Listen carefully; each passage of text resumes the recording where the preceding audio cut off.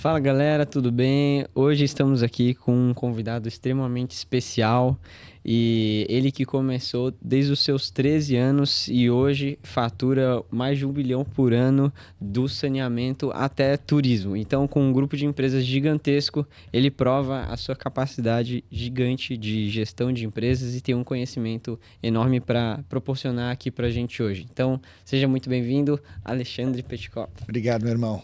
Obrigado por estar aqui com a gente, agradeço muito pela sua disponibilidade. E, bom, queria começar perguntando aqui, como que você começou aos seus 13 anos? Eu conheci um pouco da sua história, então queria saber, já vendendo passagem, já alugando carro, como que foi essa tua jornada? Você precisava disso? Alguém te incentivou? Como que foi esse começo, assim? Então, eu não sei se eu precisava, mas eu não tinha muito. Eu morava no interior, a gente não tinha. A gente sempre fala, né? 20 anos atrás, a quantidade de informação que a gente tinha era muito menor do que o que a gente tem hoje, né? Nem se compara, né? Então, e também não tinha. Você podia levar um carro com 13 anos para o aeroporto, né? Era mais fácil. Hoje em dia você não faz mais isso. Então, eu trabalhava na locadora da minha família, que a minha mãe tinha, na verdade, na época.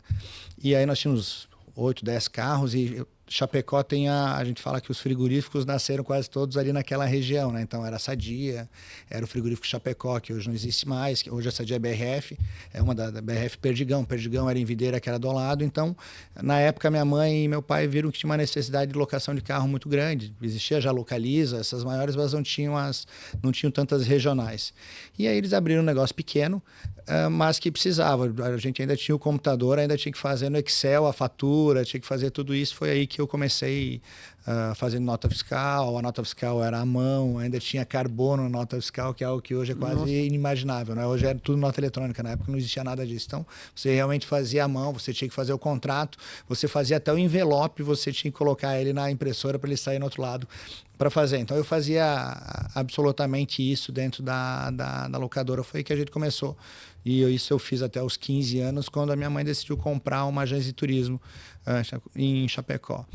Era completamente diferente do que é hoje, então é absolutamente diferente. Na época você tinha que fazer reserva de avião por telefone. Então você ligava, você emitia, a gente falava em PTA, que era um procedimento de compra de passagem aérea, você fazia a reserva e você ficava com ela, a tua reserva vale. Realmente alguém atendia o telefone fixo, que hoje ninguém mais usa, e aí a pessoa atendia o telefone e dizia, tudo bem, sua reserva no voo Chapecó-São Paulo, ela vale até as 15 horas da manhã, o teu localizador é esse. E você ficava com isso, anotava num papel, e você avisava o passageiro para, olha, eu tenho a tua reserva até tal dia e ela cai. Então foi aí que eu comecei fazendo isso, vendendo pacote de viagem de operadora CVC. A CVC também já existia, Soletur, que não existe mais, e aí comecei a gostar e gostei de trabalhar. Quando precisar ou não precisar, eu não queria, eu tinha um problema comigo, na verdade, que era depender dos outros para pagar minhas contas, pagar minhas coisas desde muito novo. Então eu não queria depender de ninguém, não queria depender de pai, não queria depender de mãe, não queria absolutamente poder pagar as minhas contas. Esse foi o principal. Assim, a nossa família é uma família de classe média alta. Nunca faltou nada, mas nunca tivemos nada em excesso, né? Uhum. Então era uma realidade boa, a cidade interiorana. Eu sempre gostei muito de esporte, jogava e trabalhava. Aí chegou um momento da vida que eu disse, não, acho que agora é a hora de começar a trabalhar e tentar prosperar, né? Uhum. E, por exemplo, quando você diz que você queria comprar suas próprias coisas, eu me enxergo muito nessa realidade, assim.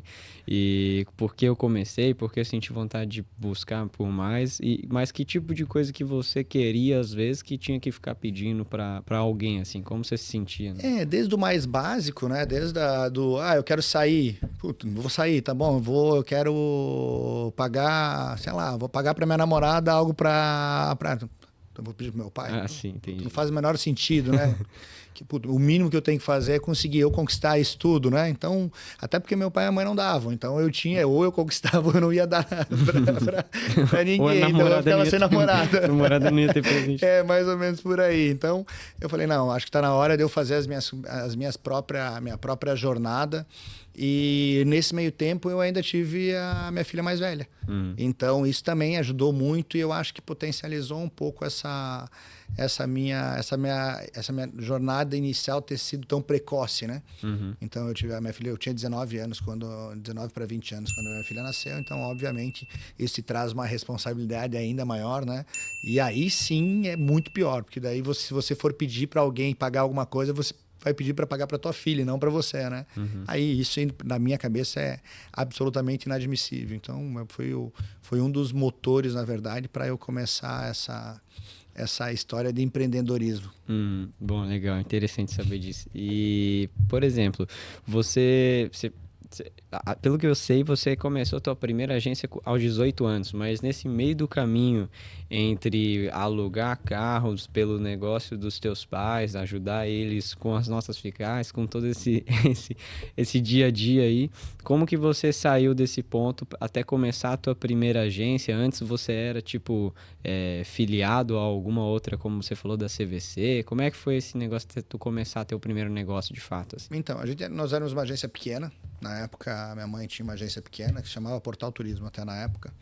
E ela atendia sei lá, algumas empresas e muita pessoa física, pacote de viagem mesmo.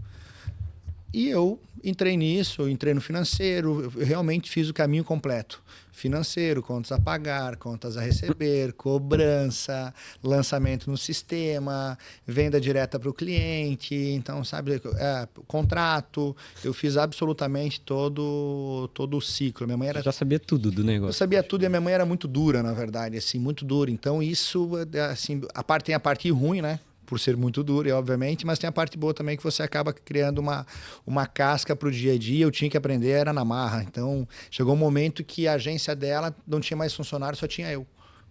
Eu cheguei a ter alguns momentos nisso. E aí, com uma pressão absurda.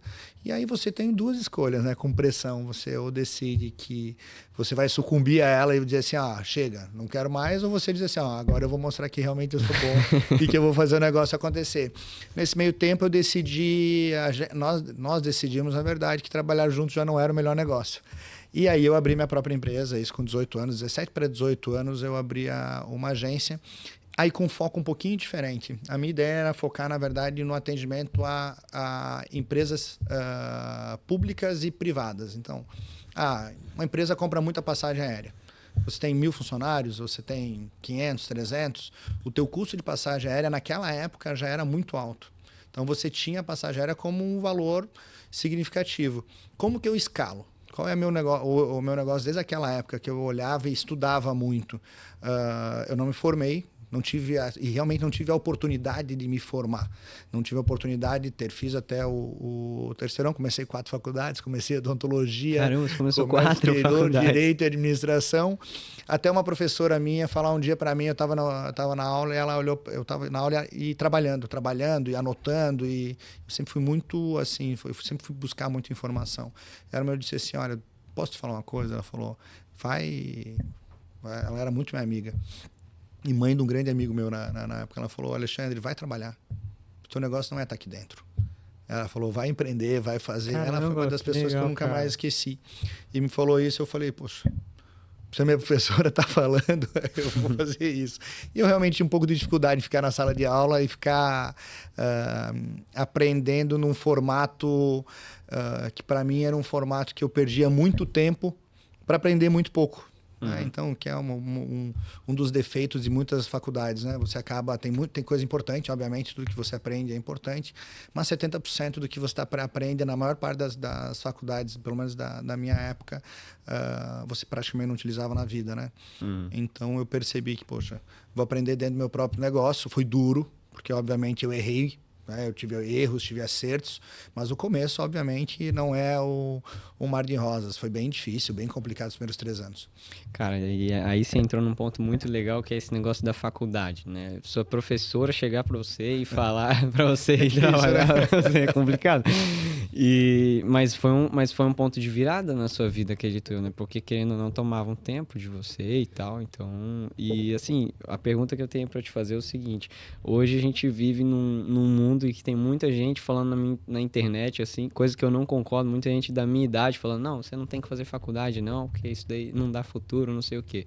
Cara, o que que você pensa sobre isso? Porque você foi um cara, então, que não fez faculdade e teve um sucesso gigante nos negócios, mas nem para todo mundo funciona assim. Então, o que que você pensa sobre isso? Teu posicionamento é que vale a pena ou você tem algum outro pensamento com relação a isso, assim? Vamos lá. Eu realmente não tive como estar na faculdade. Eu não tive essa escolha, na verdade, estar ou não estar, porque eu tive minha filha muito cedo, eu tinha que trabalhar, eu cheguei a um ponto que eu não tinha ninguém para pagar as minhas contas também, eu não queria isso. Então, realmente não tem escolha. Eu acho que a gente tem um déficit no formato das universidades do Brasil bem significativo. Acho que isso prejudica um pouco, sim. Você acaba perdendo um pouco de tempo que você poderia não perder dentro da universidade, mas é óbvio que a universidade é importante. Minha filha estuda numa universidade, mas que eu coloquei porque eu sei que o formato é um pouco diferente numa universidade mais com aquela estrutura tradicional MEC, né? Que a gente fala. Eu acho que a gente tem que passar por uma readaptação. Por 2 motivos. Antigamente você tinha uma dificuldade enorme de conseguir qualquer tipo de informação. A gente trabalhava, vocês não vão lembrar, mas a gente trabalhava com Barça. Barça era um livro gigante que era muito caro e ninguém tinha em casa para comprar e você e você tinha que ir para a biblioteca. Você pegava a biblioteca, abria a Barça, anotava, fechava e você ia fazer teu trabalho. E hoje ninguém sabe o que é Barça, ninguém vai na biblioteca. Quem vai na biblioteca hoje? Não vai, porque você tem a tua base de informação é gigantesca. Hoje, o ChatGPT é a biblioteca. Eu ia falar isso agora. Eu ia falar, tu olha no ChatGPT, eu uso muito o ChatGPT. Eu quero saber qualquer tipo de informação. Me diz como que eu posso fazer isso. Me diz qual é a tua ideia disso, sabe? Hoje é mais importante saber perguntar do que saber. Pô, verdade. Eu acho que esse é o grande negócio, porque a base de informação ela é muito grande, é muito diferente. Então, eu acho que a gente precisa adaptar as universidades, o nosso sistema de ensino a essa realidade nova.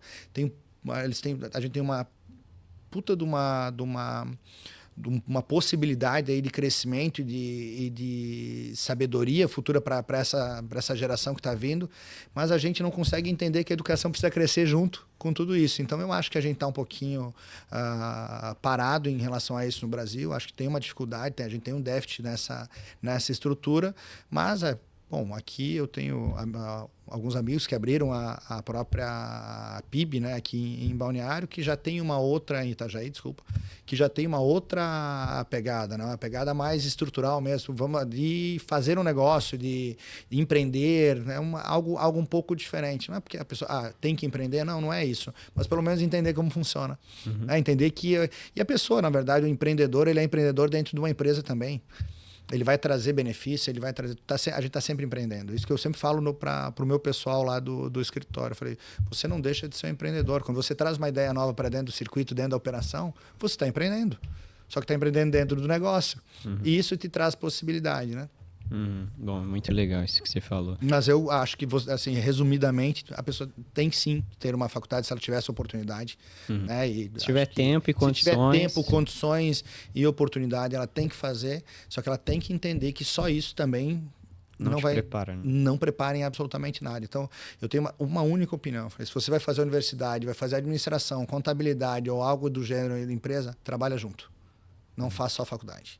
Na minha opinião, faz os dois. Sabe? Tu tem que fazer os dois. Essa é a minha opinião sobre isso. Então, a minha filha faz a faculdade, mas ela tem que trabalhar.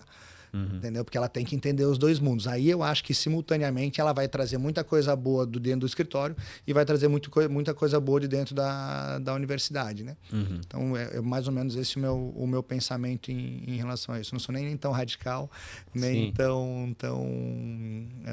nem acho que nosso modelo esteja perfeito. Cara, eu concordo 100% contigo. Teve uma vez que eu sempre gostei muito de música e teve uma vez que eu fui fazer aula de piano para aprender, assim, e aí eu cheguei na aula e o professor falou comigo assim, cara, tem 2 caminhos aqui a partir de agora. Tava na primeira aula.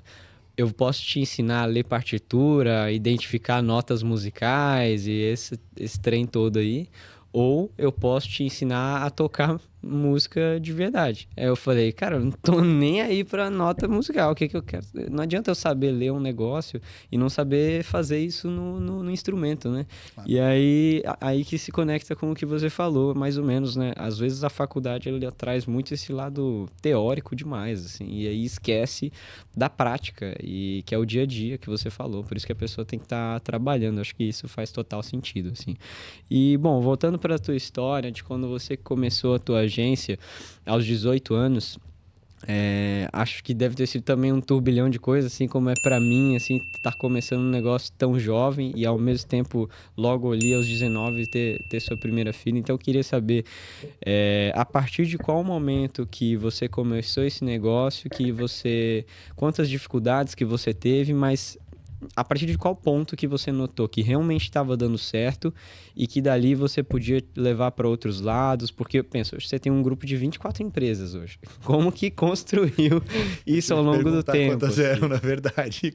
É. Eu lembrei, puto, quantas empresas a gente tem? Porque a gente acaba abrindo dentro do nosso ecossistema, toda vez que a gente vê uma oportunidade, e tem um motivo, essas 24 empresas. Né? O nosso motivo é que eu preciso trazer gente para dentro da nossa operação. Eu preciso dar oportunidade para essas pessoas também empreenderem, estarem dentro dessas empresas. Então é por isso. Para mim, o mais difícil hoje são pessoas. Acho que para todo empresário, Eu né? acho que sim. Eu acho que nesse momento, sim. Tu me perguntou quando foi que eu vi que as coisas estavam dando certo. Eu não tem um dia que eu acordei e disse assim, poxa, agora começou a dar certo, mas as coisas deram certo. Eu não sei exatamente quando foi que as coisas melhoraram e ficaram não mais fáceis, mas menos difíceis, né? Então, mais fáceis não, porque quem procura facilidade não tem que empreender. Você vai ter todo dia uma mudança. O Brasil é um país que você não consegue fazer grandes... eu vou fazer um orçamento para 5 anos, 10 anos, 20 anos. Isso é tudo maravilhoso. Quando você está dentro na Europa, que nem lá não está mais conseguindo fazer isso. Quando você está nos Estados Unidos agora, fazer orçamento para 6 meses, lá está difícil. Mas o Brasil é uma montanha-russa, né? Um dia a gente está bem, um dia a gente está mal. A gente está sempre na mão, na verdade, de uma decisão mal feita, uma decisão populista. A gente vem de uma guerra ideológica muito pesada dos dois lados, né? Então, os dois extremos, né? E isso traz a nossa economia acaba ficando indo e voltando. Então, a gente passa por é difícil, né? O Brasil é um país mais complicado.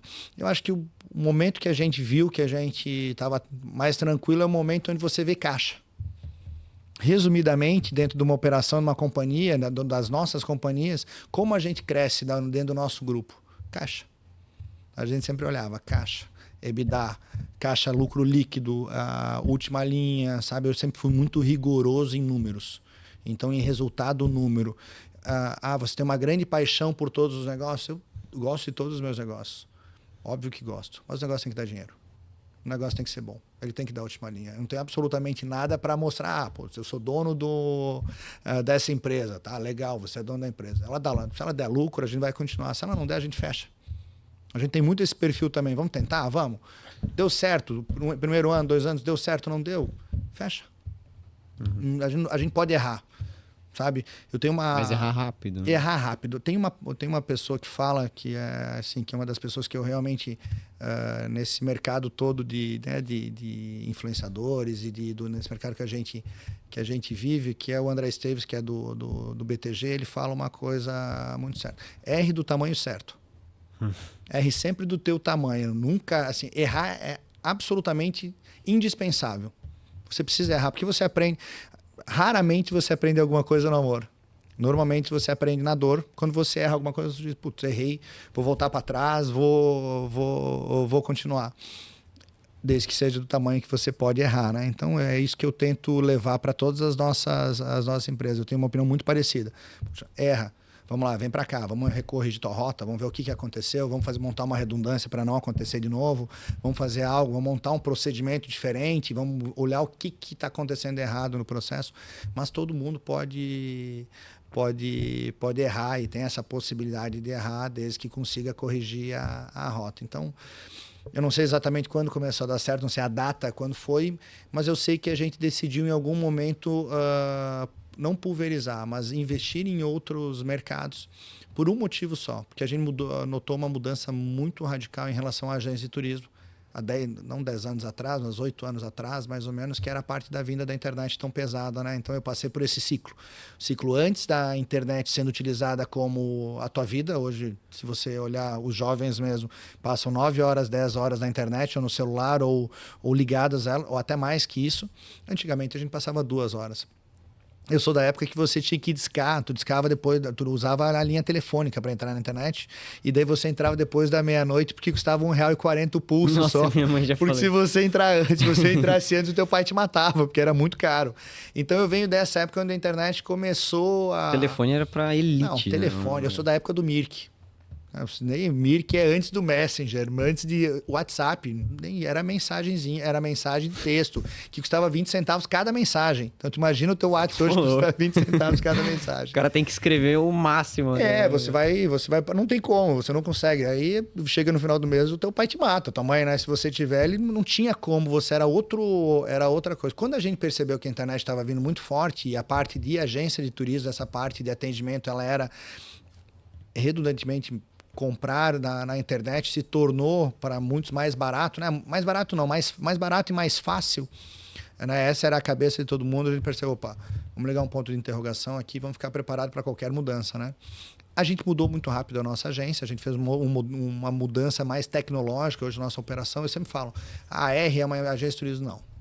A gente é uma empresa de tecnologia voltada para o turismo. A gente desenvolve processos tecnológicos para atendimento das agências. É isso que a gente é dentro da nossa operação do turismo. Então, a gente vai se adaptando, né, ao que está acontecendo no mercado, ao que está parecendo que vai dar certo ou vai dar errado, e a gente corre no ciclo correto, assim, no ciclo que aparece ser o mais viável.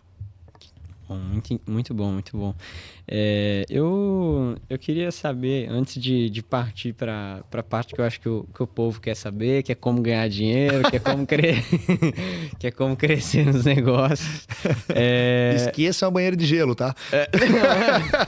Não, cara, nunca falei de banheiro de gelo, porque, ó, eu vou falar para você. Esse negócio não dá, vamos para outra parte. Prefiro meu banho quentinho. Eu falei com um amigo meu sobre isso, que é um ex-jogador, o Paulo César Tinga, não sei se é da época de vocês, era um jogador do Inter e do Grêmio. Nós estávamos falando sobre isso, ele falou, cara, o que eu lembro de mais difícil da minha vida no começo, quando minha mãe não conseguia pagar a conta de luz. Eu chegava às 5 horas da manhã em Porto Alegre, ele é gaúcho, ele falou, passava um frio que eu não tomava banho, eu tinha vontade de chorar toda vez. Agora que eu posso tomar um banho quentinho, eu vou voltar e tomar um banho frio, mas eu não vou voltar nunca. Boa. Ah, meu. Você torce pro Inter, pro Grêmio? Eu torço pro Grêmio e pra Chapecoense. Bah, eu sou colorado, cara. Se o Aquiles estivesse aqui... acabar agora. Não, se o Aquiles estivesse aqui, ele ia rir contigo, porque ele é gremista, mais difícil. Não, tá difícil. Tá difícil pra gente, cara. Não, pro Inter não tá lá essas coisas também, né? Recentemente até deu bom aí, mas vou falar pra você, pelo amor de Deus. Ai, bom demais. Bom, deixa eu entender, assim...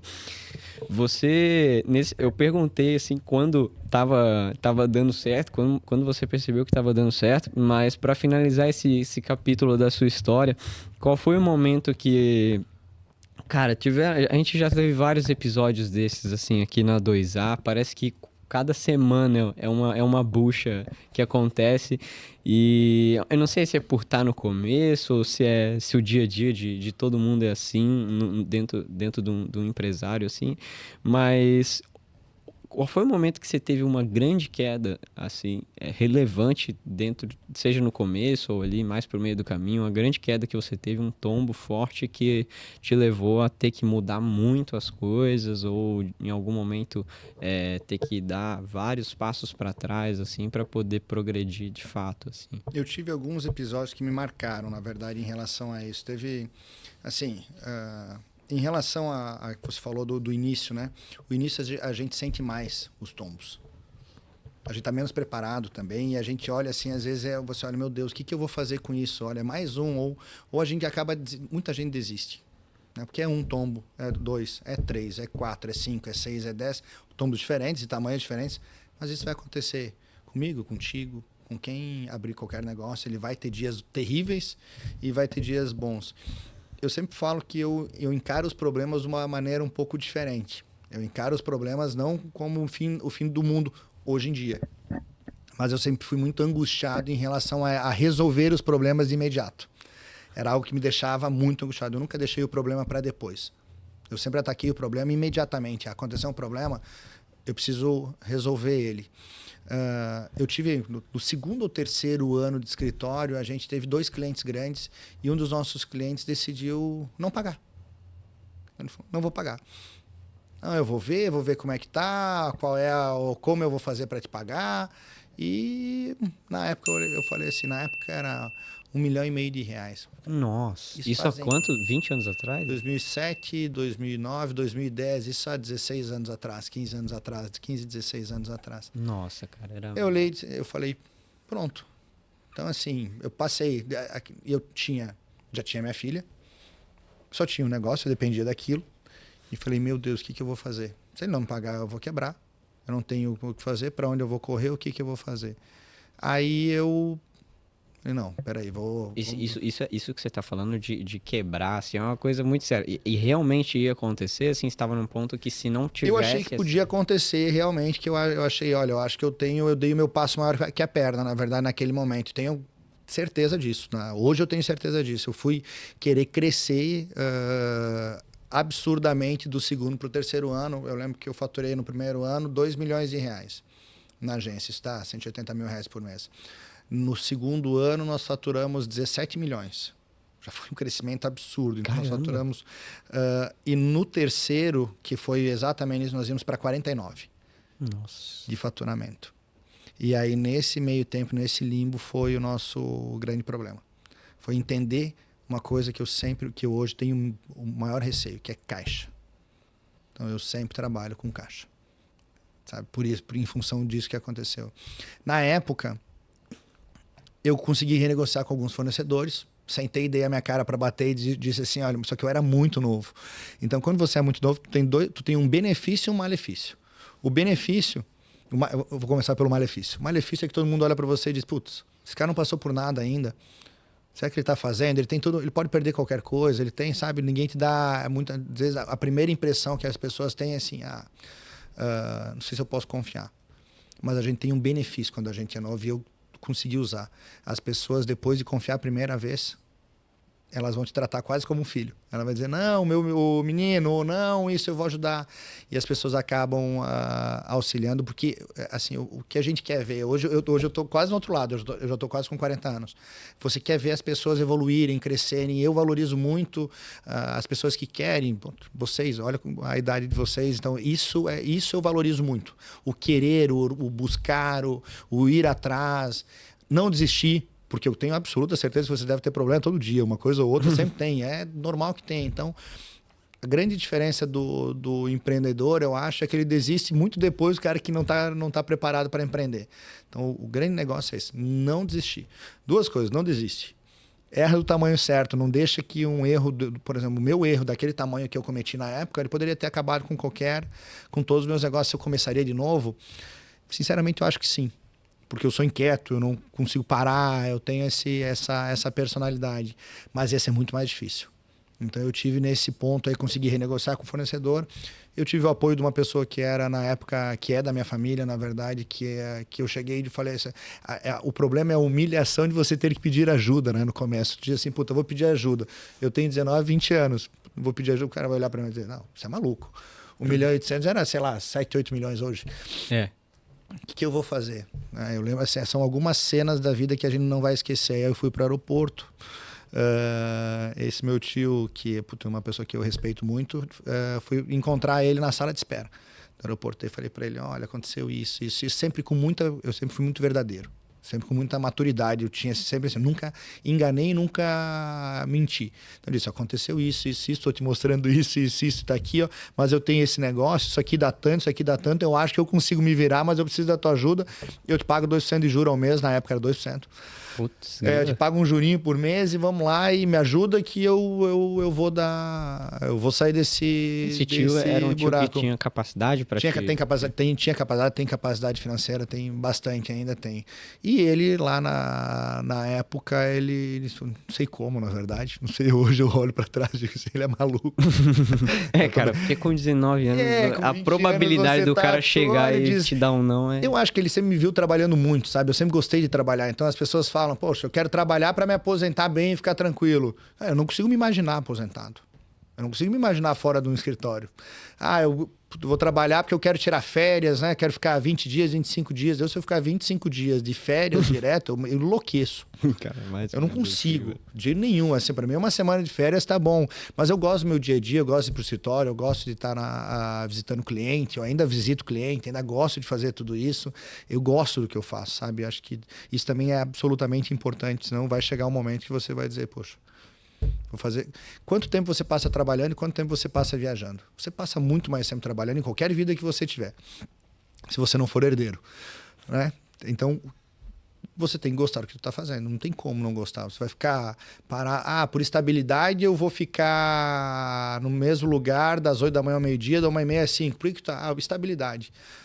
Não faz o menor sentido. Tu vai passar toda a tua vida vai passar a tua vida inteira no mesmo lugar sem gostar de onde você tá. Então eu fui sempre inquieto, e esse meu tio acho que viu isso, sabe?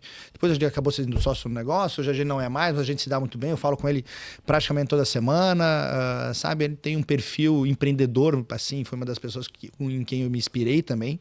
Obviamente eu olhei para ele e disse, puta, eu quero ser igual a esse cara, sabe? A gente tem isso, né? Tem olhar assim e dizer, ele sabe. Ele sempre soube guardar dinheiro, sabe? Sempre soube aquele cara bem firme. Eu acho que eu peguei um pouquinho dele lá atrás nesse negócio. Eu sempre gostei mais de ver a empresa dar dinheiro do que gastar. Uhum. Esse sempre foi o meu perfil de operação. Então, mas tive um momento que eu achei que fosse quebrar lá atrás. Isso me ajudou, hoje me ajuda muito. Porque ele me faz segurar, muitas vezes, e olhar assim, puta, eu posso ir desse tamanho, eu posso ir desse tamanho. E para o empreendedor isso é muito difícil, você mensurar, porque puta, vai abrir um negócio, o negócio está dando muito certo. Tu vai segurar teu investimento para você não correr o risco de usar uma parte do teu caixa?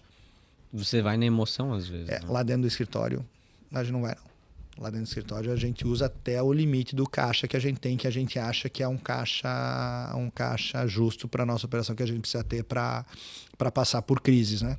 Uhum. Então eu acho que é... Caramba, muito interessante isso. Eu acho que é importante. Obviamente, assim, é fácil falar agora, né? Dizer assim, só vou investir, deixo todo o meu caixa lá, só invisto até... Claro, hoje você tem caixa, não era a minha realidade no começo. Então, na verdade, no começo você arrisca mais do que você arrisca quando você está um pouco maior, um pouco mais robusto. Isso é fato. Eu tenho uma dose de sorte... Acho às vezes que tem. Acho que tem um pouquinho. A sorte acompanha quem trabalha, né? Como diz esse meu amigo, o Tim, ele falou, estamos sempre em busca da sorte, né? A gente trabalha muito para conseguir ter sucesso. E eu acho que a sorte acaba acompanhando isso também. Então, o começo tem as suas peripécias. Tem algo que eu posso deixar para toda essa molecada mais nova, é isso, cara, não desista. Não desiste. Não desiste no primeiro problema, nem no segundo, nem no terceiro. Sofre, chora se for necessário, precisa, sabe? Reza, faz tudo o que você quiser, mas não desiste. Continua, bate na parede, volta, bate na parede de novo, vai, só corrige tuas rotas. Se você cometeu um erro, primeira coisa, humildade para saber que cometeu erro. Olhar e dizer assim, poxa, eu cometi um erro. Sem medo, sem egocentrismo. De achar, puta, eu não cometo erro nenhum, né? Porque normalmente quando a gente é egocêntrico, diz assim, não, aconteceu alguma coisa errada, foi o Joãozinho que errou. Não fui eu que errei, quem errou foi a outra pessoa. Então, saber quando errou, e mudar a rota e dizer, puxa, eu errei aqui, o que eu tenho que fazer de diferente para não errar mais? Olhar outras pessoas em quem você se espelha, ver o que realmente tenham feito, ou que já tenham passado por situações parecidas. Eu acho que é um caminho aí para as coisas darem certo, né? E serem a longo prazo para você conseguir ter sucesso. Uhum. Bom, é muito legal essa história, saber como te moldou para hoje, até tua forma como você falou, que você gerencia os negócios hoje é baseado em um tombo que você levou lá atrás, é muito legal saber disso. Que ninguém conta, né? E que ninguém conta. Que ninguém conta, né? Todo mundo diz, não, eu tive, você teve tombo, não. Eu sempre soube fazer tudo, sempre soube fazer, em geral, todo mundo já tomou tomo, mas alguns têm um pouco de vergonha de contar. É verdade, cara, faz todo sentido. E, por exemplo, assim, ó, queria entender duas coisas. A primeira é como que você já começou gigante aos 18 anos, porque você tá falando que você faturou 2 milhões. Com 18 anos, cara, o que alguém que tem 18 anos fez com 2 milhões? Óbvio que esse dinheiro não foi pra tua mão, né? Não, até porque a margem de lucro de uma agência de turismo ela é muito pequena, né? Perto do teu faturamento bruto, né? Muito pequena, assim, em geral um produto, né? Um produto você tem 40% de margem, 50% de margem. Uma agência de turismo você tem 10, 8, 6, 4, 2, depende do produto. Tem produtos com margem muito baixa, produtos com margem um pouco mais alta, mas em geral a composição é uma margem 8. Vamos colocar aí dentro do negócio. Então você tem toda a despesa para pagar, não era um grande faturamento, então era bem enxuto. Para uma agência que fatura 2 milhões, raramente ela vai conseguir pagar suas contas no final do mês. É muito difícil você conseguir mesmo. Então, mesmo na época que se ganhava um pouco mais do que se ganha hoje, já era difícil. Eu abri a minha agência atendendo um cliente. E depois, na segunda semana, 2. Eu tinha um grande cliente, na verdade, que era uma pessoa que eu atendi, uma empresa que eu atendi antes, quando eu trabalhei com a minha mãe. E ela tinha saído na época lá da agência da minha mãe e eu resgatei depois, fui visitar, que é um grupo bem grande de uma cidade próxima de Chapecó, de Saudades, que é o Grupo Das. Que é o dono é o seu Wilson Hermes, todo mundo chama ele de Branco, uma história fantástica, assim, a história dele de vida é maravilhosa também. Ele já tem bem mais idade do que eu, mas ele foi uma das pessoas que lá, quando eu tinha 18 anos, acreditou no que a gente estava fazendo, qual era a ideia que eu tinha de abrir o escritório, né? Então, ele conseguiu me dar aquela sustentabilidade inicial, sabe? Eu falei, vou abrir, eu preciso de uma sustentabilidade inicial, para onde eu vou? Aí foi visitar, já era uma grande empresa, era dona da Umbro do Brasil, na época da Capa, Traion, tinha algumas marcas, ele tem muita indústria, é uma empresa fantástica, muito grande, ainda é muito grande. Tem no Brasil, tem na Argentina, acho que tem até, já deve estar em outros países. E ele deu essa sustentabilidade o que eu fazia com o dinheiro, eu guardava nessa época. Eu tentava guardar porque eu sabia de uma coisa, a agência de turismo só vai dar dinheiro se eu tiver caixa. Se eu não tiver caixa, se eu tiver que pegar dinheiro de banco, com esse valor no início ali, fui pegar o dinheiro e pegando, eu vou conseguir crescer, vou alavancar, mas a minha margem de lucro vai para o chinelo. Então, onde eu vou, para onde eu vou? O que eu vou fazer para fazer o negócio crescer? Caixa. Bom, legal. E então achei muito legal isso que você disse, que você teve pessoas que acreditaram em você quando você começou. Acho que isso é muito importante. O ponto bom e o ponto ruim de ser jovem, tudo isso que você falou, me identifico bastante com isso. Mas assim, ainda queria entender uma coisa. Quando você começou assim, acho que você não tinha a mínima ideia que você está do tamanho que você está hoje, né? Não sei se isso passava pela sua cabeça, se você se imaginava do tamanho que você está hoje, mas existe uma diferença do Alexandre lá de trás, que tinha uma agência de viagens aos 18, 19 anos e que tinha essa operação funcionando, e do cara que é hoje, que tem um ecossistema com 24 empresas, que comanda mais de 600 colaboradores, uma empresa que fatura quase 1 bilhão por ano. Então, eu queria entender qual que é a diferença do Alexandre lá de trás, que talvez tinha uma mentalidade voltada para essa agência, ou então não, ao cara que você é hoje. O que fez você se tornar a pessoa que você é hoje, desde quando você começou? E falando em gestão e dinheiro, como que você fez isso se construir ao longo do tempo? Assim, era uma operação de um negócio que ia nutrindo o outro que estava começando? Como que você fez as coisas irem crescendo numa proporção tão grande como foram? Assim? Vamos lá. Do crescimento absolutamente você é uma pessoa quando você começa e o teu dia a dia ele vai te moldando, né? Vai fazendo você evoluir, vai fazendo você crescer os erros e os acertos, o que você acertou, o que você errou. Eu acho que eu eu passei por uma fase, na verdade, de autoconhecimento, sabe? No começo eu dizia, putz, eu preciso trabalhar 24 horas dentro desse negócio, eu tenho que estar em cima de tudo, eu controlo o e-mail, eu controlo o que a pessoa está fazendo, eu sei o que ela está deixando de fazer, eu sei quando toca o telefone, eu sei quem ela atende, eu sei tudo, eu ficava 24 horas em cima da operação inteira. Então, quando você não conhece, quando você não tem a confiança também em você, tu quer saber de tudo. Eu queria saber de tudo, queria acompanhar, ficava 24 horas trabalhando dentro de um negócio só. Dentro de um negócio pequeno, razoavelmente pequeno. Só que eu acho que eu tinha que passar por isso naquele começo, porque eu precisava crescer, eu precisava cuidar, e eu precisava cuidar de todos os detalhes, de todos os valores, qualquer 1 centavo fazia diferença, qualquer 10 centavos fazia diferença. Então eu fiquei aprendendo assim, tentando aprender. Eu acho que o passo de você ter mais empresas, do crescimento, ele passa muito por você saber delegar. Ele vai passar em algum momento para você acreditar nas pessoas, acreditar nas outras pessoas, trazer outras pessoas para dentro da mesma ideia que você tem de negócio e fazer elas, na verdade, entenderem também que elas vão ter a liberdade para trabalhar. Eu dou muita liberdade para todo mundo trabalhar, desde que eles cumpram alguns requisitos e desde que eles entreguem os relatórios. Vai entregar o nosso matricial, vai entregar resultado, vai entregar os números, vai seguir todos os processos e procedimentos internos e vai entregar resultado. Está dentro do jogo, está dentro da nossa operação, vai ser nosso sócio, vai ser parte da nossa operação, vai estar dentro de algum negócio, isso pode ter certeza. Ele vai ter que fazer mais que todo mundo? Vai ter que fazer mais. Vai ter que trabalhar 24 horas? Vai ter que trabalhar 24 horas. Ele vai ter que ter um pouquinho do DNA da gente, de todos nós. Não tem jeito. Ele não vai ser muito diferente do nosso dia a dia, né? Mas eu acho que assim, o principal, ter uma empresa menor para uma empresa grande, você em algum momento vai ter que aprender a delegar. E vai ter que saber, e vai ter que confiar nas pessoas. Porque quem são as pessoas que têm muita dificuldade em delegar? As pessoas que raramente confiam nos outros.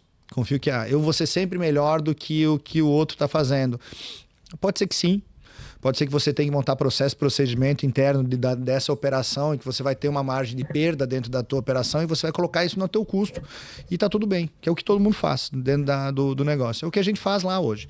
A gente coloca dentro da nossa operação são várias pessoas, elas tocam o negócio, eu dou muita liberdade para todos eles, mas ao mesmo tempo que eu dou liberdade, eu sei tudo o que está acontecendo.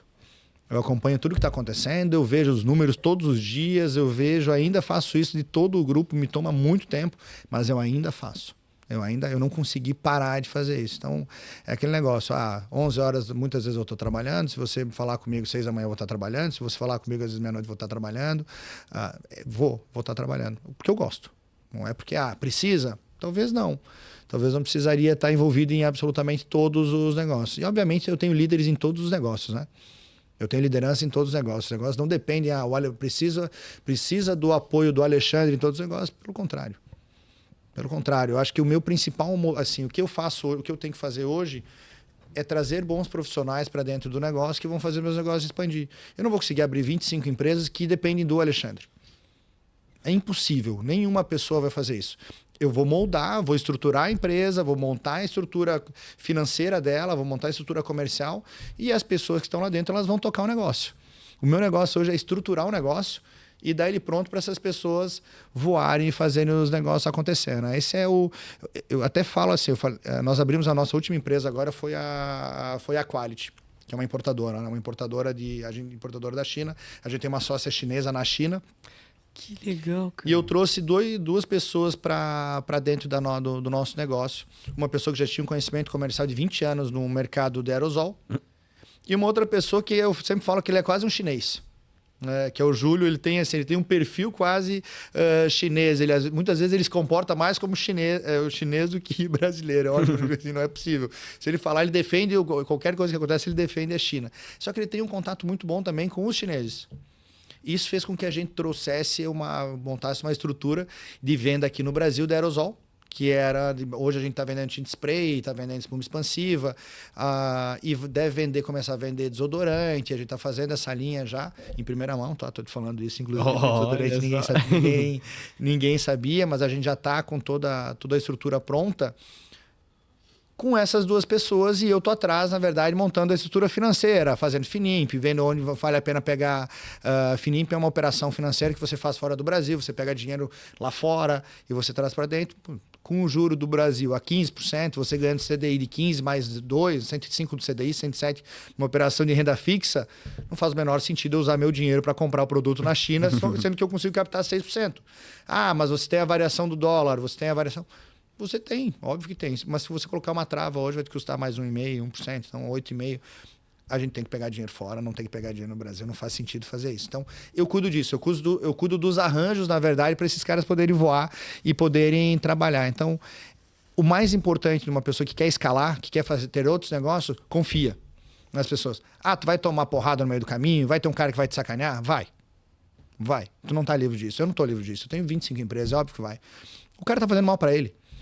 Você vai continuar vivo, vai continuar dentro da operação. Se você tiver controle, pelo menos financeiro, sobre a tua operação, você vai continuar vivo. O cara que faz isso raramente se mantém no mercado por muito tempo. Então, assim, vai acontecer? Vai. Você vai ter esses percalços. Tu não pode pegar, puta, uma pessoa me sacaneou no meio do caminho, uma pessoa não fez certo, ou me roubou dentro do caminho, e eu, puta, agora parei, não faço mais, não confio mais em ninguém, não faço mais nada. Não, não é assim. Ser humano, existem seres humanos bons, existem seres humanos com caráter, existem seres humanos sem caráter, existem pessoas com caráter, sem caráter. Isso faz parte do jogo, faz parte da vida. A gente tem que continuar ajudando e confiando que as pessoas vão fazer o mesmo que a gente faz por elas, pela gente. Então, é mais ou menos isso que eu levo. Assim, nisso eu sou muito humano, sabe? Olhar as pessoas e dizer, puxa, se a pessoa quer a mesma coisa que eu quero ver ela crescer. Eu sinto prazer em ver os outros crescerem, os negócios dando certo. A Quality nós abrimos, poxa, vamos andar devagarinho, vamos vender 500 mil agora no primeiro mês, vamos vender 800, vamos crescendo. O primeiro mês a gente vendeu 1 milhão e 200. No segundo mês a gente vendeu 1 milhão e 300, 1 milhão e 400. No terceiro mês vendemos 3 milhões. Expectativa de vender 5 esse mês. Então, sabe, exponencialmente, isso que a gente não está trazendo desodorante, que aí o desodorante é contínuo, né? Você vai usar, é algo que você vai escalar, todo mundo usa, o brasileiro... É uma recorrência, né? E o Brasil é o país onde mais se usa, o Brasil e os Estados Unidos são os dois países onde mais se usa desodorante, né? Mas tem mercados gigantes para serem abertos, que é uma coisa que a gente está olhando. Eu acho que os nossos sonhos, eles são todos muito grandes, sabe? A gente não sonha mais pequeno. A gente olha, poxa, esse final de semana eu estava com a minha filha no Paraná, que ela estava jogando no campeonato de pádel, e eu parei um pouquinho e falei, poxa, eu vou dar uma olhada no mercado indiano, vou dar uma olhada no mercado do Vietnã, mercado chinês, como funciona o uso do desodorante. Ele tem uma glândula na China que dá menos suor, menos cheiro, menos sudorese, tem algumas coisas. Mas o indiano começou a usar desodorante. Ele hoje usa 500 mil, ele gastou em 2025 500 mil, vai gastar em 2025 500 milhões de dólares, eu acho, na compra de desodorante, dá 3 bilhões de reais. O Brasil acho que é 12 bi. Caramba! E nós temos 280 milhões de habitantes. Eles têm 1,4 bi. Então vamos lá, que aumente a renda per capita deles, que eles comecem a usar desodorante. Qual é o mercado que a gente tem, né? Assim, óbvio que não sou só eu que estou pensando nisso, né? Sim. Obviamente deve ter lá Unilever, né? Procter & Gamble, esses caras já estão olhando também tudo isso. Mas é um mercado que a gente vai poder entrar. Então os nossos sonhos, eles são grandes também dentro da operação, e esse pessoal todo sonha grande. Eu sou o cara que traz os sonhos deles também para dentro do negócio, eu escuto muito eles, acredito muito nas ideias de quem está junto comigo, para que a gente consiga crescer. Então, resumidamente é isso. Eu acho que a primeira pessoa, o Alexandre de 2007, era um Alexandre que queria fazer tudo, o tempo todo, ele queria participar de tudo e todas as atitudes, desde a telefonista que estava atendendo o telefone, como ela atendia, se ela dava boa tarde certo ou errado. Era mais ou menos o meu perfil, assim, workaholic, isso eu sempre fui. E o Alexandre de 2025 é o Alexandre que é o Alexandre que confia nas pessoas, que trouxe muita gente para dentro da operação, e hoje o que eu mais faço é buscar gente. Buscar gente boa para dentro da operação que queira a mesma coisa, que entenda que vão ter problemas durante o dia a dia, que a vida não é um mar de rosas, que o negócio não é, que vai ter uma briga dentro do escritório, que todo mundo quer a mesma coisa, que aguente o tranco, né? Que aguente a pressão. Trabalhar sem pressão, isso é uma das coisas que eu não acredito. A pessoa fala, não aguento trabalhar sob pressão, né? Que eles falam, tem um pouquinho da geração mais nova, até não tem pressão. Eu falo para minha filha, pressão aqui dentro é 24 horas. A vida é uma pressão, você tem que aprender a trabalhar sob pressão. Se você quer crescer, todo mundo quer crescer, todo mundo quer ir junto. Se tiver sempre uma filosofia, todo mundo bom, tranquilo, de boa, alguma coisa está errada.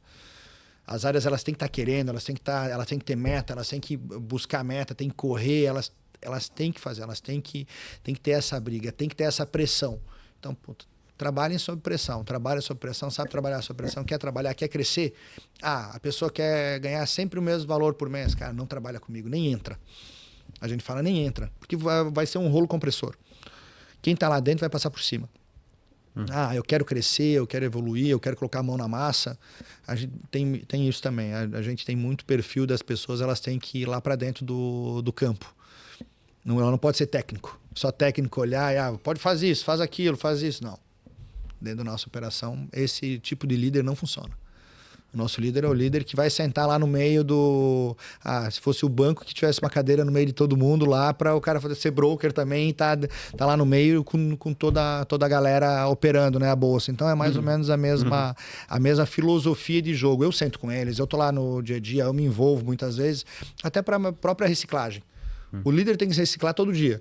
O mercado do Brasil ele muda a cada 2 anos. A gente estava falando sobre isso um pouquinho antes. O mercado do Brasil ele é absolutamente volátil, né? Você não faz orçamentos para mais de 5 anos no Brasil, porque fazer orçamento para mais de 5 anos e não fazer é a mesma coisa. Você não consegue mensurar as suas despesas, o teu negócio. É muito difícil de você mensurar isso. O estrangeiro chega no Brasil, primeiro que ele não entende nada da nossa carga tributária. Nem a gente entende direito, na verdade, né? Segundo, que ele olha aqui, faz um orçamento para 5 anos, a lei muda no meio do caminho, depois ela muda de volta, ela volta para trás, ela vai para frente, né? Então tem muito disso. E aí, cara, os caras olham e dizem, não, isso é país de maluco, isso não é possível, cara. E você vê isso acontecer. E é mesmo, nós somos um país de malucos, que tem muita oportunidade, obviamente, nós ainda tem muita oportunidade no Brasil. O Brasil ainda é um país de oportunidades. Mas a gente tem que estar preparado para isso. Como que você está preparado para isso? Reciclando o tempo inteiro. Como que tudo se recicla? Indo para dentro do jogo, indo para dentro da tua operação. Na minha opinião, é o único jeito de você se reciclar e conseguir tirar um coelho da cartola ou fazer algo diferente. Oh, que legal, que legal. Teve uma vez que eu ouvi numa palestra ali na PIB, inclusive é legal mencionar aqui para quem está assistindo que a PIB é uma universidade focada em jovens que querem liderar e se tornar CEOs no futuro. Então, para você que tem esse interesse, a gente sempre deixa o link da PIB aqui na descrição para que você possa acessar, buscar e entender como que é ser um CEO na prática, como que é empreender na prática. Essa é a ideia dessa universidade que ensina administração de uma forma tão inovadora e disruptiva como é a PIB. Então depois você dá uma olhadinha, clica no link da descrição e dá uma olhada. Mas, eu tava lá e eu ouvi uma palestra do Davi Braga, que eu não sei se você já deve ter ouvido falar em algum momento. É um case jovem que deu certo. E hoje ele compra e vende empresas, né? É o que ele faz, assim como o pai dele, né? Puxou o pai. E... ele estava falando que existem 2 perfis, o perfil empreendedor e o perfil empresário. E ele mencionou ali que o empreendedor, na mente dele, é o cara que está fazendo coisas novas toda hora, que está buscando mudar a todo momento, que quer... criar uma operação variável que tá mudando a todo momento, e é um cara mais do front, é um cara mais da visão de futuro do negócio, do propósito, de encantar as pessoas, de encantar um investidor, por exemplo. E o empresário seria o back-office, seria o que às vezes ninguém quer fazer, seria o cara pé no chão, seria o cara que fala que nós precisamos de caixa, vamos dizer assim. E eu queria perguntar, qual que você mais se identifica? Eu sei que hoje você deve estar dividido, vamos dizer assim, mas ao longo do tempo, talvez você tenha um perfil que, quando você começou era de um jeito, hoje é de outro. Como que você se sente com relação a isso? Quando você está mais no front, você tem um sócio que cuida dessa outra parte? Como que funciona essa divisão nos teus negócios? Assim? Em geral, eu me acho mais empresário do que empreendedor no dia a dia hoje ainda. Eu sou menos... Eu sempre falo que de todos os sócios que eu tenho dentro das operações, e são diversos, eu sou menos sonhador. Eu sou menos sonhador hoje deles. Mais pé no chão. Mais pé no chão. Talvez porque eu já abri tanto negócio, tantas coisas, já fiz tantas coisas, que eu sempre sei assim, aqui a gente vai, vamos até aqui a gente vai ter um pouco de dificuldade. Eu sempre sou a pessoa que coloca o ponto de interrogação. Que olho e digo, olha, ok, vamos lá. E não é porque eu estou puxando para trás em absoluto, eu não sou assim, eu sou um cara super positivo. É porque realmente eu tento colocar todos os pontos de interrogação dentro do negócio. Quando você sonha, você acaba... Normalmente você vai olhar todos os pontos positivos. Os negativos você vai tentar colocar para baixo do pano. E é normal, né? Então eu acho que eu sou mais empresário do que fatalmente empreendedor. O que da parte de empreendedor, eu sou muito bom para copiar e fazer melhor. Nossa, cara, eu já ouvi isso tantas vezes. Eu sou Juliano muito já falou bom isso para tantas isso. vezes. Cara, eu vou dizer assim, o cara fala, puta, aquele cara é muito inteligente. Não, cara. Raramente eu vou fazer uma coisa que da minha ideia, que saiu do Alexandre, que é uma coisa extremamente inovadora. Mas eu vou saber, se o cara estiver falando, eu vou estar escutando com o ouvido direito, mesmo que ele esteja numa outra conversa. Puta, esse cara tá falando um negócio interessante, eu vou lá conversar com ele. Sabe, isso absolutamente eu vou fazer. Então eu consigo captar muitas vezes algumas ideias. Eu acho que todos os meus negócios, os 2 primeiros eu abri, os outros são todas ideias que acabaram vindo e que eu acabei olhando e dizendo assim, puxa, isso aqui faz sentido, eu vou fazer. Ah, isso aqui tá dando certo, eu vou fazer, mas vou tentar fazer melhor. Então é mais ou menos o meu perfil, assim, sabe? Eu realmente copio sem ter vergonha de copiar, mas eu tento fazer melhor e, obviamente, do nosso jeito, colocando o nosso DNA do negócio. É mais barato, no fim das contas. É verdade. Porque você tem que desenvolver, você tem que fazer tudo, o desenvolvimento inicial custa caro, sabe? E tem tanta gente fazendo isso, tem tanto sonhador, que eu acho muito mais fácil tentar pegar isso, ou trazer esse sonhador para dentro de casa, né? Trazer ele para dentro de casa e tentar dar um suporte, fazer a estrutura funcionar. Acho que, assim, eu me defino como empresário mesmo. Pô, que legal.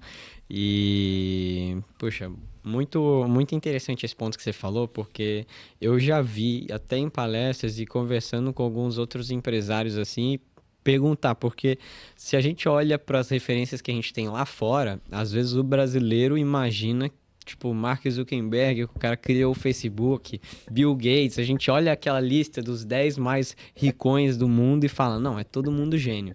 E aí, quando a gente começa a se relacionar com outras pessoas, a gente vê, cara, eu não sou um gênio, eu só fui um cara que copiei, fiz melhor e deu certo, sabe? Então, todos eles. Se você olhar, praticamente todos eles fizeram exatamente isso. Mark Zuckerberg copiou um sistema que já existia e fez. Tinha redes sociais em outras escolas. Claro, e aí, claro, o cara tá em Harvard, né? Tudo que Sim. você cria em Harvard, ele vai potencializar, óbvio. Sim. Então, mas assim, ele, na minha opinião, ele não deixa de ser um gênio. Pelo contrário, ele é mais gênio ainda, porque ele tirou uma ideia de alguém, conseguiu multiplicar isso mais rápido e fazer com que funcionasse em algum momento. E deu um pouco de sorte também. Obviamente, ele teve um pouquinho... A gente tem que ter uma pontadinha de sorte. Um pouco de sorte a gente tem que ter. Assim como o Musk fez a operação dele toda, investiu todo o dinheiro dele no negócio, podia ter dado completamente errado. Eu sempre falo que ele é um de 100 milhões. A chance de fazer de novo tudo que ele fez, o negócio, é 1 em 100 milhões. Porque ele teve bastante... na minha opinião, ele teve bastante sorte no caminho todo que ele jogou. Mas aí é um sonhador. Eu diria que de todos esses... Agora, Jeff Bezos, o que ele montou já existia. Já tinha a lógica do negócio, existia. Ele conseguiu multiplicar e fazer com excelência aquilo que os outros estavam tentando fazer também. Mas ele fez melhor. Ele conseguiu fazer de uma maneira melhor, conseguiu multiplicar, conseguiu fazer um negócio no momento bom também, no momento de início de internet. Ele montou um hub de logística, eu sempre falo, né? O Mercado Livre é um mercado de compra e venda, a Amazon comprar de compra e venda. Em geral, não é mais. É uma empresa de logística. É uma empresa de logística, ela ganha muito na logística, elas ganham mais no frete muitas vezes que fatalmente no próprio produto, né? Então ela montou os cases que você olha na China agora, a gente estava estudando a China hoje, 80% que vende lá é empresa, pela internet. É por Amazon, é no WeChat deles lá na China, usa muito o aplicativo deles específico, né? Mas vende tudo pela internet. Bom, é muito interessante essa parte. E eu queria saber o seguinte, né? Eu queria que você dissesse pra galera que tá assistindo, assim, pro jovem que tá assistindo, que às vezes tem um nível da conversa muito fora, assim, e tá buscando, quem sabe, só começar o primeiro negócio sem ter dinheiro ou com pouco dinheiro. E o que que você diria nesse caso, assim? Você começou com um primeiro negócio, hoje você tem vários. Então, como começar? Qual o mais importante, assim, de verdade? Qual que é o cerne de qualquer negócio para ter funcionalidade? E o que você diria para quem tem interesse e disposição para ter essa escalada, assim, ter várias empresas mesmo. Às vezes o cara não quer ser um microempreendedor, ele quer Quer ser crescer. quer ser multi, quer ter vários. Como é que funciona isso? Primeira coisa, tá disposto a abrir mão de muita coisa no início da tua vida. Tu vai olhar...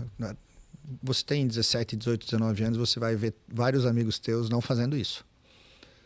Não fazendo isso. Eles não vão se adaptar e eles não vão deixar de fazer as coisas para ter que trabalhar 24 horas por dia. E quando você abrir um negócio, você tem que fazer isso no começo. Você tem que aprender sobre todo o teu negócio, ainda mais quando é o primeiro negócio. Faz bem o primeiro negócio, toma porrada no primeiro negócio, faz as coisas bem, corre mais do que os outros.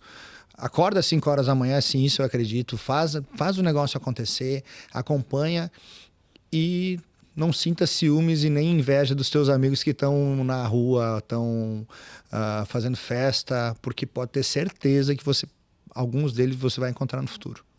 E quem vai ter inveja quem vai ter inveja de você são eles. Isso eu tenho absoluta certeza. Então o início da vida é saber que você vai ser diferente dos outros. Óbvio que quando eu tinha 18 anos eu vi os meus amigos, as pessoas com quem eu convivia, elas estavam lá. Muitos tinham pais ricos, eles tiveram uma vida completamente diferente da minha. Eu já sofria a dor da pele de não ter o dinheiro ou de ter uma conta para pagar no outro dia um boleto. E eles não. Várias vezes eu pensei, putz, por que eu estou passando por isso? Será que eu devo passar por isso? Será que sabe, por quê? E hoje eu posso te dizer que a melhor decisão da minha vida foi empreender. E sofrer um pouquinho no começo. Você vai sofrer um pouco. Você não vai se privar de coisas que você vai ver outras pessoas com 20 anos, 18 anos, 17 anos, 21, 22 anos, hoje 23, né? Tem muita gente que começa a trabalhar com 24, 25, 26 anos. Tu vai ver que tu vai se privar de algumas coisas para ter o teu negócio. Muitas vezes não é sair porque você não tem o dinheiro, a não ser porque você não tem tempo mesmo, ou porque você está com a cabeça cheia. Você olha, até os teus 16 anos, vamos lá, o que a gente se preocupa? Esporte, né? Jogar, colégio, namorada, né? Ou é a tua preocupação? Essa mudança de vida, eu sempre falo, quanto mais cedo ela for, de entender essa do ser adolescente para o ser, para ser adulto, eu acho que quanto antes for para o teu...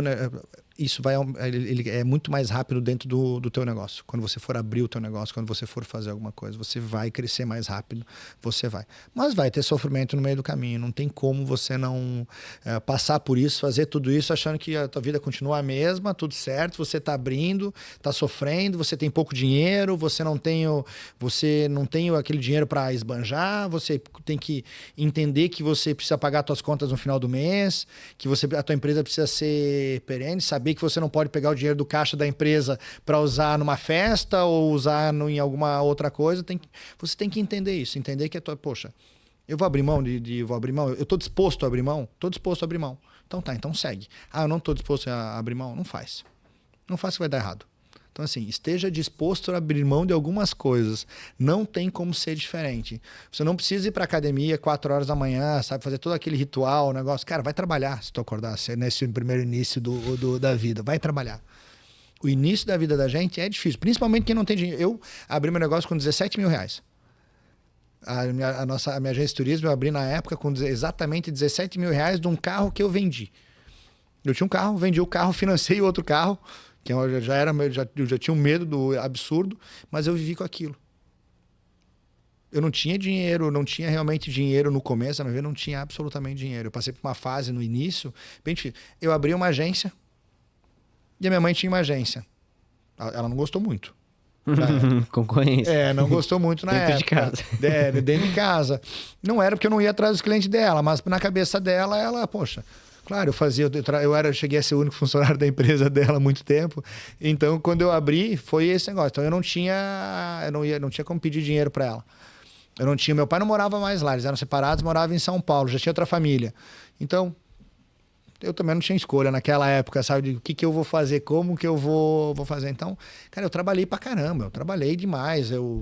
Poxa, a minha vida foi difícil, ali naquela época foi difícil. Eu cheguei a pesar 110 quilos nessa fase da minha vida. Então, o que eu fazia? Comia pra caramba, trabalhava muito, não saía de dentro do escritório. Eu já viajava para visitar alguns clientes, visitava, voltava e ficava nessa gangorra. Mas, obviamente, você vai abrir mão de algumas coisas no início da tua vida. Não tem jeito. Não tem almoço grátis. Não tem aquele negócio, poxa, vai ser tudo às mil maravilhas, vai lá, corre. Cara, não vai ser tudo fácil. É melhor você achar que vai ser tudo muito difícil para depois qualquer coisa que vir, vai ser fácil. Qualquer coisa que vir, se você estiver preparado para tudo, poxa, eu já sabia que ia vir, vou tirar de letra. Agora, quando você não está preparado para o problema, quando você não está preparado para o que vai vir, que é o meu grande medo quando eu vejo um monte de gente falando, poxa, faz isso, negócio. Mas muita gente não diz, cara, tu vai ter problema sim, e faz parte do jogo você ter problema. Faz parte, vai fazer parte do teu dia a dia. Você vai ter que abrir mão, você vai ver outras pessoas não abrindo mão. Você vai passar por tudo isso. Seja na minha geração, seja na geração de vocês, seja na geração que vai vir. De formas diferentes, todo mundo vai passar pela mesma coisa. Então, esteja certo de que você vai precisar, sim, ter resiliência. A palavra é resiliência. Aguentar o tranco de qualquer tipo de problema que porventura apareça. Essa é a minha opinião. Legal. Eu acho que é o que a maioria prega, que é o trabalho fora do comum, assim, desde o começo. E, bom, tem uma coisa que eu queria muito saber, e para depois partir para o ponto de vista financeiro, que é um tema que a gente debate muito aqui, saber como que foi também essa escalada ao longo do tempo. Mas teve um momento que eu estava conversando contigo que você falou, eu trabalho, tô sempre no escritório, preciso? Talvez não. Eu queria saber como que é isso, assim, porque, pô, vamos lá. Quem vê de fora, às vezes pensa assim, o cara tem 24 empresas, o cara tem um faturamento absurdo. Por que ele não, sei lá, só vai sair, viajar, não sei. Com tanto dinheiro assim, eu não ficaria trabalhando tanto quanto esse cara, né? Talvez a pessoa não entenda seu ponto de vista. E eu queria saber exatamente esse porquê, assim. Todo mundo tem um motivo por trás. E você tem o seu, sem dúvida alguma, assim. Então, cara, qual que é esse motivo que você tem por trás? A gente sabe que, francamente, provavelmente você não precisaria estar fazendo nada do que você está fazendo. Você coloca um CEO ali na sua empresa e leva. Então, por quê? Qual que é esse motivo? Eu não consigo imaginar não fazendo isso, na verdade, hoje, assim. Você imagina, poxa, vou ficar 6 meses de férias, vou ficar 1 ano fora, eu vou enlouquecer. Eu gosto de estar dentro do escritório, eu gosto do que eu faço, eu gosto de ver as pessoas crescendo, eu gosto de ver as pessoas que estão junto comigo aumentando, crescendo, ganhando bem. Eu realmente gosto disso. Quem me conhece, quem está comigo há bastante tempo, sabe que eu gosto de ver as coisas fluindo. Eu fico feliz quando eu vejo as pessoas trazendo ideias e os negócios crescendo sozinhos, sem eu colocar a mão. Quer me deixar feliz? Ver um negócio, assim, ou me traz um problema já resolvido. Sabe? São essas coisas que me deixam feliz. Entre parar, o dinheiro é importante. O dinheiro é importante para todo mundo. Todo mundo tem que ter uma meta. Eu quero isso, eu quero mais isso, eu quero chegar aqui, eu quero aumentar o meu crescimento, eu quero ter mais negócio, eu quero... Poxa, sei, acho que todo mundo tem a minha busca realmente é para fazer os negócios darem certo. Eu quero que o negócio que eu vou abrir esse negócio, eu quero que dê certo. Nós abrimos uma loteadora agora junto, também faz eu quero que dê certo. Eu quero fazer diferente dos outros, eu quero deixar mais organizado. Então eu olhei várias. Falei, opa, aqui tem um ponto de qual é o grande problema que eu enxergo. Uma desorganização dentro das operações. Sabe? Uma desorganização assim, não tem. Vou organizar a casa, vou fazer do nosso jeito, do nosso formato, controlando. Então eu gosto disso, eu gosto de entrar na empresa e fazer o negócio acontecer, ver ele acontecer. Eu perguntei uma vez para uma pessoa, um bilionário, um dos caras mais ricos do Brasil, exatamente a mesma coisa. Exatamente a mesma coisa. E ele realmente é absolutamente... A empresa fatura um absurdo. E ele falou a mesma coisa. Eu falei, cara, porque eu imaginava assim, será que eu tô maluco, né? Qual é o negócio? Não, ele falou, não. O dinheiro é bom, obviamente, ele, mais do que ninguém, ele não precisaria fazer, tem empresa do mundo inteiro. E ele disse, não, eu faço realmente para ver as coisas acontecerem, para eu não consigo imaginar sem essa vida. Eu falei, poxa, acho que eu não estou tão longe do sentimento de quem quer empreender e quem quer ter as coisas, né? Então, eu realmente, assim, o dinheiro é importante? Óbvio que é. Mas eu ter para onde ir todo dia, conseguir fazer, ver a evolução das pessoas, ver os nossos negócios crescendo, ou ver que a gente conseguiu fazer melhor, que a gente evoluiu. Acho que o que me move hoje é exatamente isso, sabe? O que me move é gente. Eu sempre falo isso. Eu vou no caixa do mercado e converso com a menina do caixa. Se ela for muito desenvolta, eu falo, poxa, eu quero essa menina trabalhando comigo, sabe? Eu tenho esse perfil. Não preciso. Eu sou muito assim, cara, currículo você vai fazer lá dentro, sabe? Então nós fizemos agora um movimento muito grande com estagiário. Eu falei, cara, vamos trazer toda essa molecada aqui para dentro do escritório, porque eu quero mostrar a nossa filosofia, eu quero que eles tragam também um pouco da... Porque, poxa, se tem uma coisa que essa geração tem mais do que eu, é informação. Eu peço para minha filha fazer algo no computador, esses dias eu falei, faz um negócio para mim, eu não conseguia fazer de jeito nenhum. Eu falei, meu Deus, eu tô ficando para trás. E eu falei, filha, faz, em 5 minutos ela me entregou. Eu falei, eu realmente tô burro. Falei, realmente eu não tô mais sabendo fazer.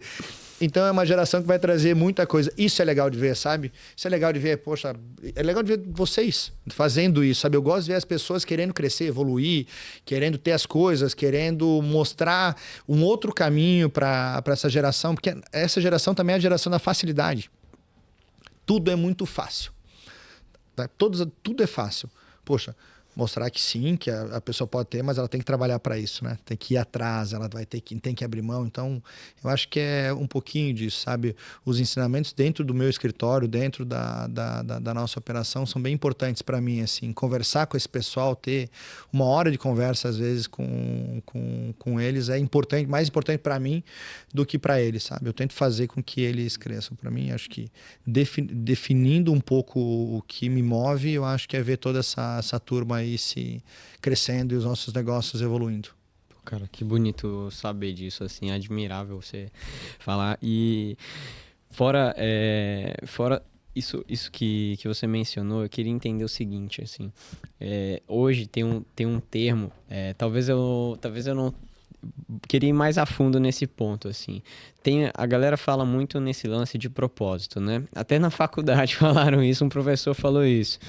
E tem coisa japonesa, Ikigai, que falaram na sala e tal, e montar, e propósito transformador e não sei o quê. Nem sei o que é, tá?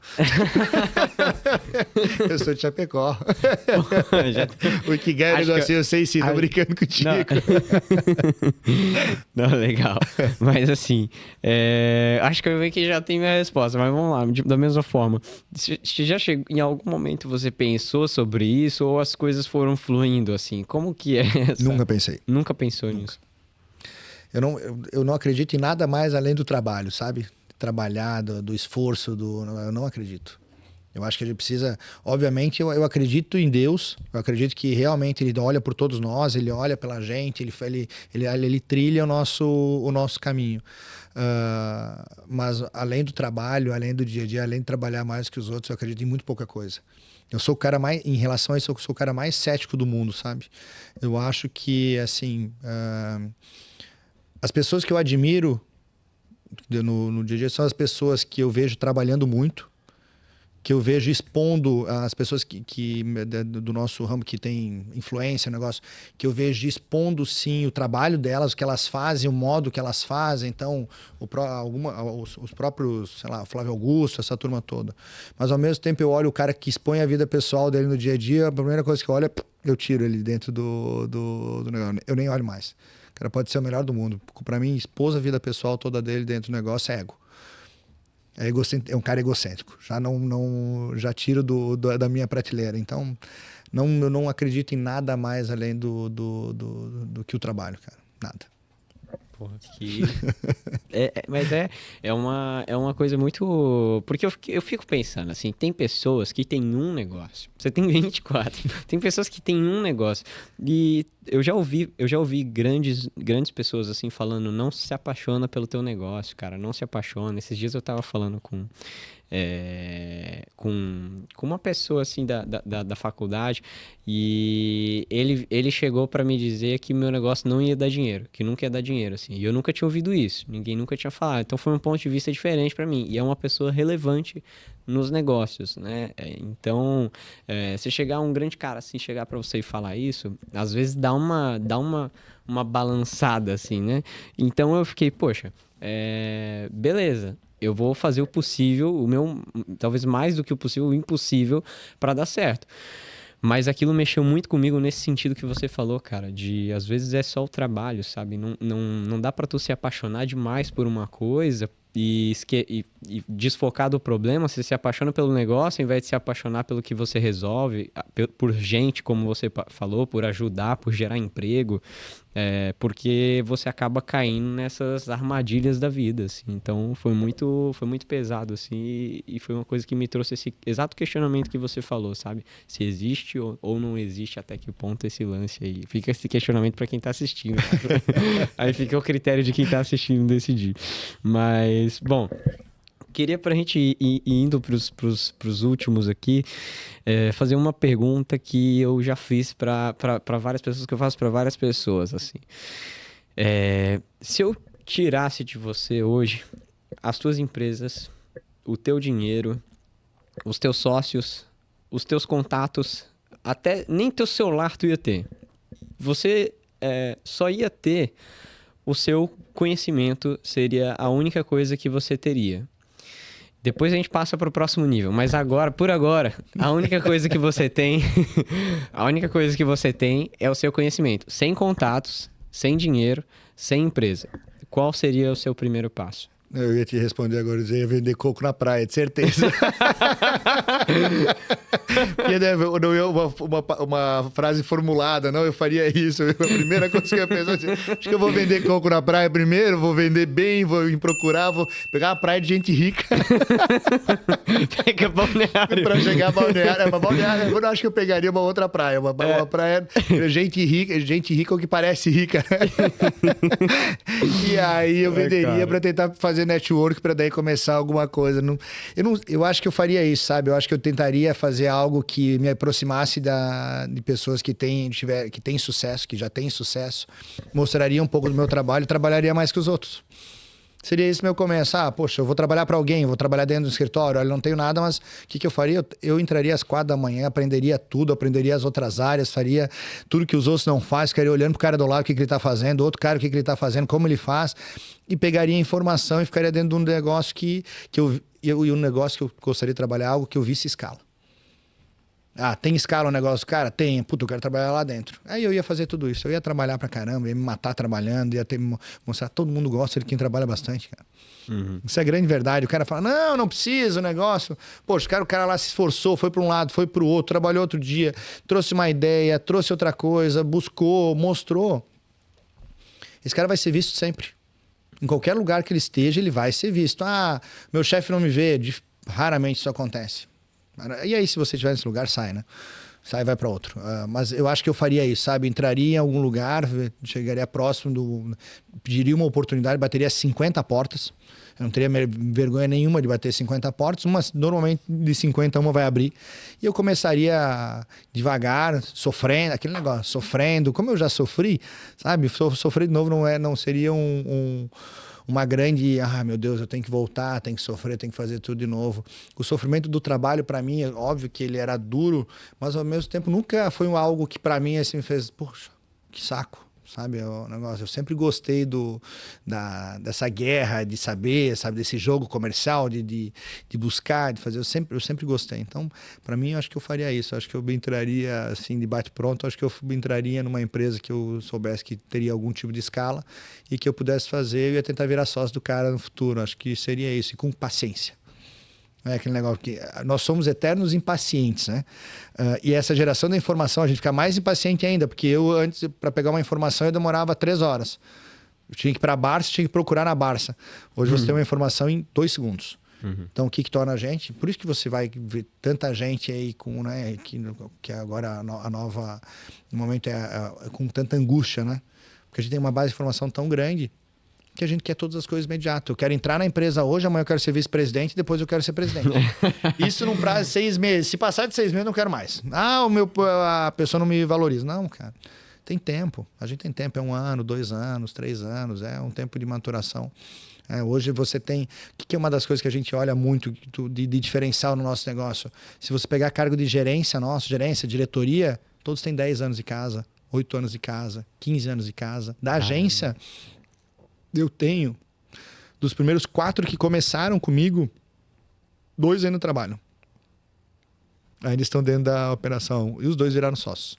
Caramba, que legal, meu. Então, eles começaram lá atrás. Então, o que a gente dá? Oportunidade, né? Eu disse pro cara assim, olha só, tu vai entrar aqui, você vai trabalhar mais que os outros, tem que trabalhar final de semana. Não adianta você pegar teu telefone 6 horas da tarde e deixar dentro do escritório.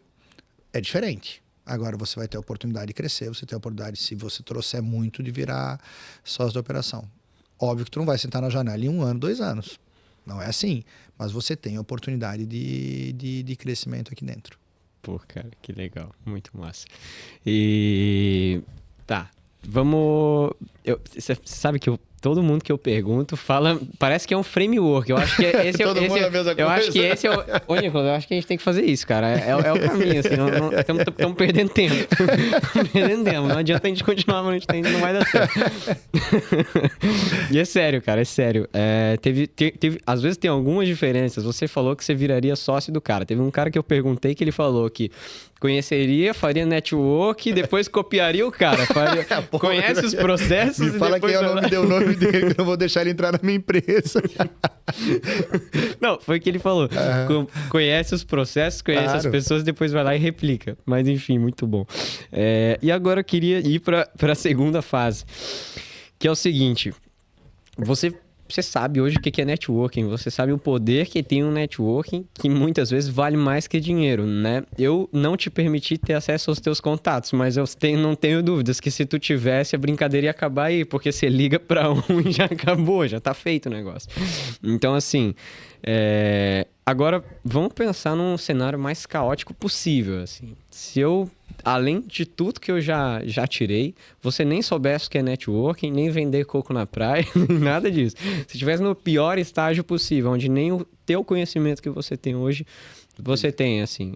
Cara, talvez seja quem você era há uns 30 anos atrás, não sei, há 20 anos atrás. Como é que... Por onde você começaria, assim, finalmente? Puta, se eu tivesse 30 anos atrás, eu tinha 18. 17, aí eu já era há uns 33 anos atrás, eu tinha uns 14, 15 anos, eu te diria, cara, aproveita bastante agora os próximos 2 anos e depois se mata trabalhando. Não sei te responder exatamente o que eu faria se eu não tivesse nada. Eu acho que eu começaria assim, eu ia querer trabalhar. Não sei se... Provavelmente a gente pega muito a primeira oportunidade. Quando a gente precisa, né? Que é esse caso que você está falando. Eu preciso trabalhar, eu não tenho nada ainda, não tenho nem conhecimento, não tenho nada. A gente se apega muito à primeira oportunidade que aparece pra gente. Você não escolhe a oportunidade, é a oportunidade que vai te escolher, né? Eu acho que tem que começar. Começa de algum ponto, sabe? Começa. Porque o começar, tu já tá fazendo mais que 60%. Só estar em algum lugar, fazendo alguma coisa, você está fazendo mais. E aí faz mais que os outros. Aprende. Vai aprendendo, tenha sede de conhecer o negócio, de entender o negócio. Escuta todo mundo, vê as pessoas, vai copiando, vai vendo. Eu tenho um ponto na época que eu lembro de um cara que vendia passagem, eu achava o cara o máximo, assim, ele vendia passagem internacional. Cara, eu ligava pro cara 20 vezes por dia, na época. Ligava mesmo, era telefone, né? Ligava, ficava 20 vezes por dia pra você. Como é que faz isso? Como é que faz isso? Eu entro onde? Eu faço o quê? Não sei o quê. Eu, se fosse o cara, tinha falado, cara, chato pra caramba, cara, sabe? Bom, para me incomodar, cara. Mas o cara foi muito parceiro na época e me ajudou. Então, assim, ó, pergunte, sabe? Tente, assim, buscar informação onde você estiver, sabe? Tenha, assim, vontade de aprender e de crescer.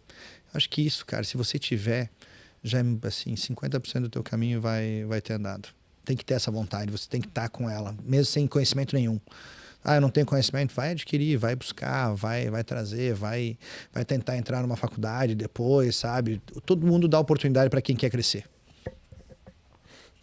Bom, e uma pergunta que a gente sempre faz é o seguinte: se você pudesse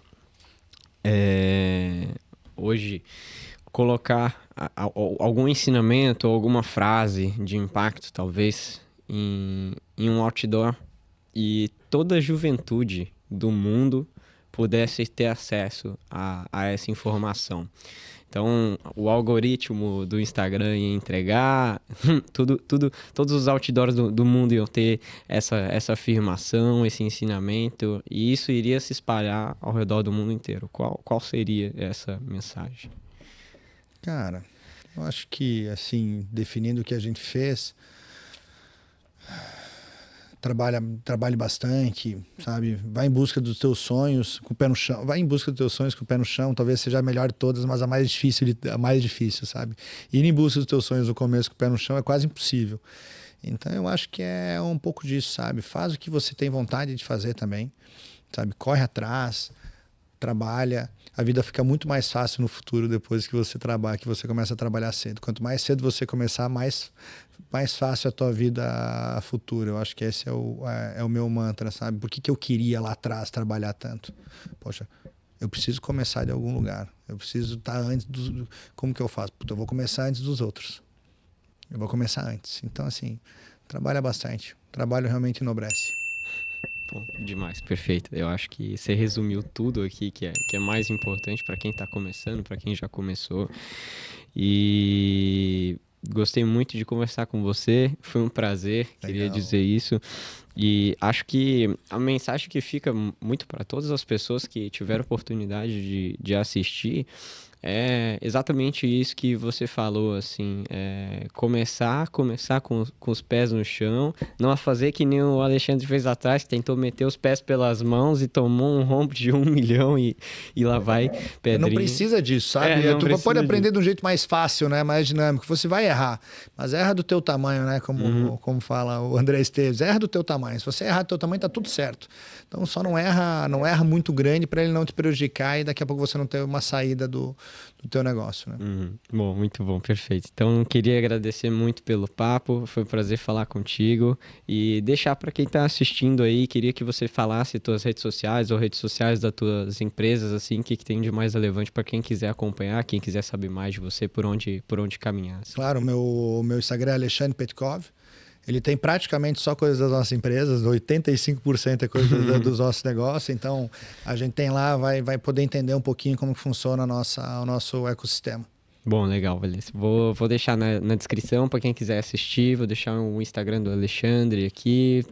Tem sites também que a gente possa colocar? Tem alguns sites, depois eu te passo também para você. Vou pedir para... São 24, né? Pois é. Não sei se vale a pena. Vou escolher, eu acho melhor eu colocar todos. Não, mas lá no Instagram tem todas as empresas, tem todas as informações delas também, tem o nosso pessoal até de RH, se alguém quiser trazer, ou quiser trazer alguma coisa, uma ideia, um negócio, a gente está sempre buscando isso no mercado. Perfeito, então tá. Tá bom. Bom, agradeço aí, pessoal que teve a oportunidade de assistir.